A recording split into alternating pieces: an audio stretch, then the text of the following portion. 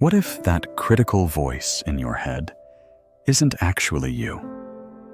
Most people live their entire lives obeying every doubt, every worry, every harsh judgment that appears in their mind.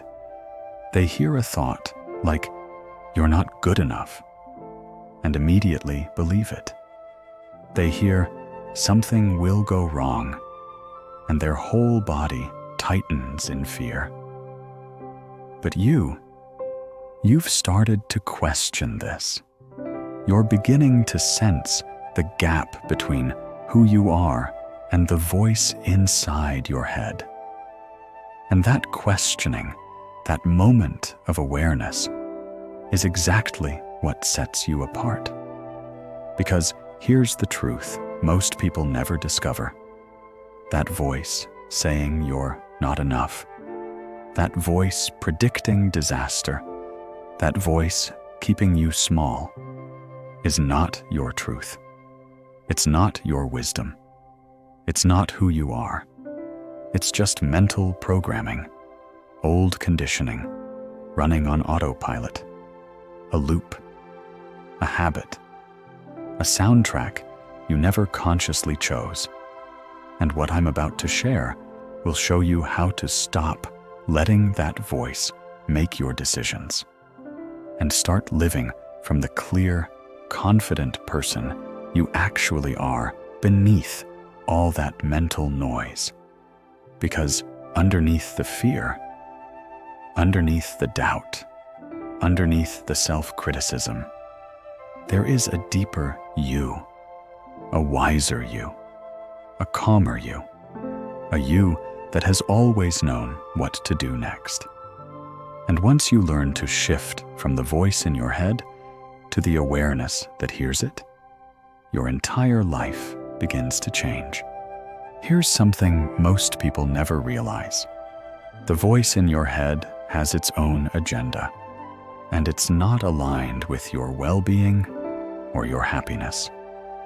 It's constantly scanning for problems, replaying mistakes, predicting disasters, and creating stories about why you're not good enough or why things won't work out. Think about what that voice says to you on a typical day. Does it encourage you to take risks and trust yourself? Does it celebrate your successes? Or does it constantly point out what could go wrong, why you shouldn't try, and how you might embarrass yourself? Most people assume this voice is their own thoughts, so they believe everything it says. But here's the truth. You are not that voice. You are the awareness that hears it. You are the consciousness that observes the mental commentary. The voice is just one function of your mind, no different from your heart pumping blood or your lungs processing air. If you're still here, something in you recognizes this deeper truth, that you're more than the voice in your head. The fact that these words resonate shows you're ready to reclaim your mental freedom. Because what I'm about to share next will give you the exact tools to stop being controlled by mental chatter and start living from your true self. The clear, confident awareness beneath the noise. And here's where it gets interesting. The moment you stop identifying with the voice, it begins to lose its power over you. Thoughts stop feeling like commands and start appearing like clouds passing through the sky. You realize you don't have to believe them. You don't have to obey them. You don't even have to fight them. You can simply let them come and let them go. And in that space, the space between you and the voice, your freedom begins. If this is resonating with you, please subscribe. Here's what I've discovered about how that inner voice maintains control. It creates a sense of urgency around everything. Every thought feels important. Every worry seems valid. Every criticism appears justified. This is how it keeps you trapped, by convincing you that paying attention to it is necessary for your survival or success. But when you step back and actually observe this voice, you notice something fascinating. It's almost never talking about this moment. It's replaying the past or projecting into the future. It's analyzing something someone said 3 days ago or imagining what might go wrong next week. This voice lives in time, but you don't. Your true self exists in the eternal now, the space of pure awareness that watches all experience appear and disappear. When you rest in that awareness, the voice becomes background noise, like a radio playing in another room. The people who seem naturally confident and at peace haven't silenced their mental voice. They've just stopped taking every thought so seriously. They hear the commentary without getting pulled into its drama. They've realized that most of what the voice says is irrelevant to their actual life and happiness. Because the voice isn't trying to help you. It's trying to control you through fear, doubt, and criticism. Right now, let's try something together. For the next 30 seconds, just listen to the voice in your head without believing it or engaging with it. Notice what it's saying. Maybe it's commenting on this exercise. Maybe it's judging. Maybe it's wandering somewhere else entirely. But instead of being the voice, be the one who hears it. Be the awareness that observes the mental activity without getting pulled in. If you tried that, you probably felt the difference between being lost in thought and being the witness of thought. Most people spend their entire lives controlled by this voice because they never question its authority. Whatever it says, they believe. Whatever it fears, they fear. Whatever it criticizes, they take personally. But here's the beautiful truth. The moment you realize you can observe your thoughts, you realize you are not your thoughts. If you can watch the voice, if you can see its patterns, its tone, its repetitive storylines, then you are something larger than it. You are the spacious awareness in which all mental activity comes and goes. And the moment you know this, everything changes.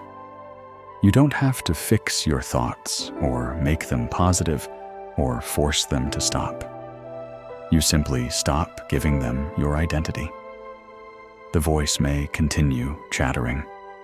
That's okay. That's what minds do. But when you're not identified with it, its words lose their emotional charge.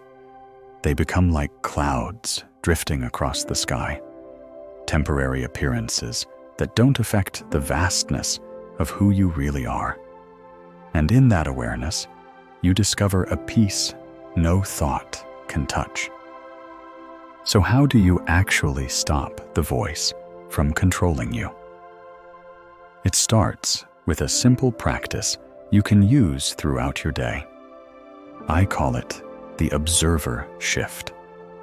When you notice the voice getting loud, critical, or demanding, pause and ask yourself, who is listening to this voice right now? That question immediately creates distance. It reminds you that there are two things happening: the voice and the one who hears it. The listener is you. The voice is just mental activity passing through awareness. Next, instead of engaging with what the voice is saying, simply label it. There's the voice again. Don't fight it. Don't judge it. Just acknowledge it, like noticing a sound outside your window. Then, gently shift your attention to the space of awareness itself. Feel the stillness behind the thoughts. Notice the quiet presence that's always here, watching everything come and go.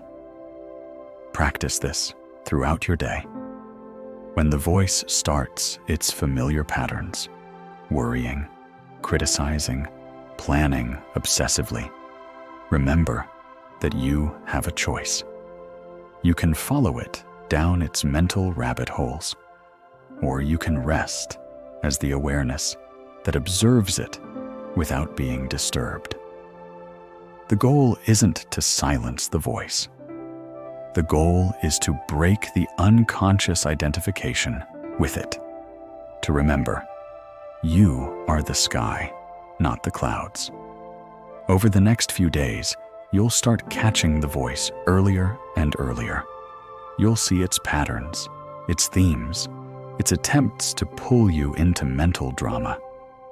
And each time you choose awareness over identification, you reclaim your natural freedom. This isn't about perfection. It's about remembering who you truly are.